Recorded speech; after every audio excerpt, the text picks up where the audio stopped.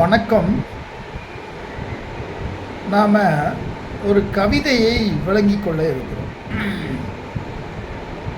இந்த கவிதை இவ்வாறு துவங்குகிறது: இருப்பது இறப்பதெப்படி,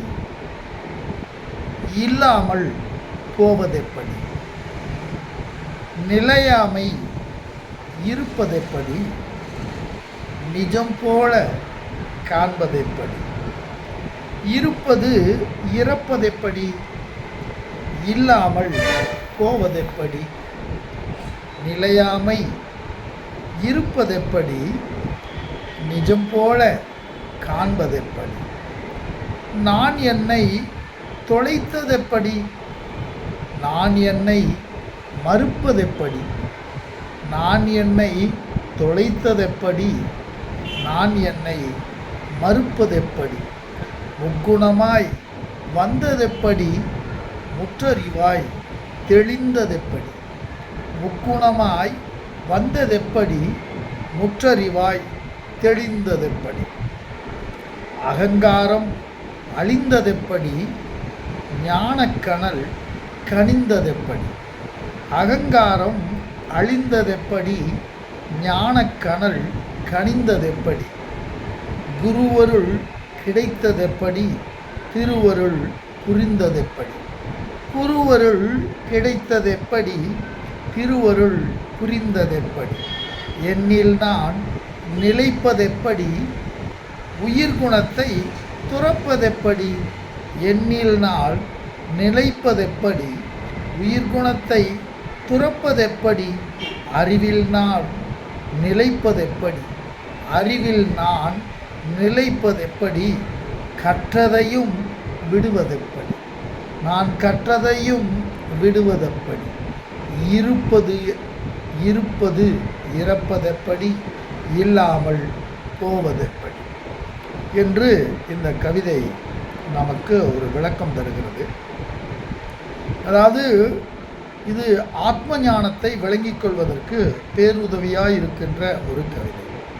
இருப்பது என்று சொல்லக்கூடிய அந்த இருப்பு நிலையான இறைபொருள் அது எப்படி இறந்து போகும் என்று முதல் வரியிலே துவங்குகிறது. அது எப்படி என்றும் இல்லாமல் போகும்? அதுதான் இருப்பாய் இருந்து கொண்டிருக்கிறதே, அது முக்காலத்திலும் இருந்து கொண்டிருப்பது. எனவே அது இல்லாமலும் போவதற்கு வாய்ப்பில்லை.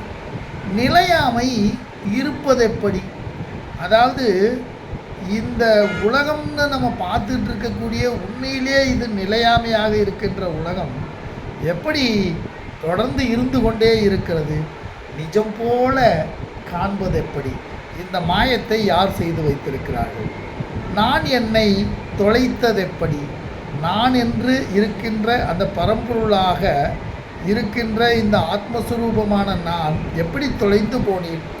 நான் என்னை மறுப்பதெப்படி?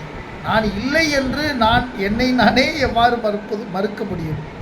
முக்குணமாய் வந்ததெப்படி? நிர்குணமாய் இருக்கின்ற இந்த இறைவன் முக்குணமாய் எவ்வாறு வந்தான் என்பது பெரிய அபூர்வமாக இருக்கிறது. முற்றறிவாய் தெளிந்ததெப்படி? ஞானம் வந்ததுக்கு பின்பு இந்த ஞானம் எவ்வளவு அற்புதமான ஒரு விஷயம், இது எப்படி எனக்கு தெளிந்து போனது? அகங்காரம் அழிந்ததெப்படி?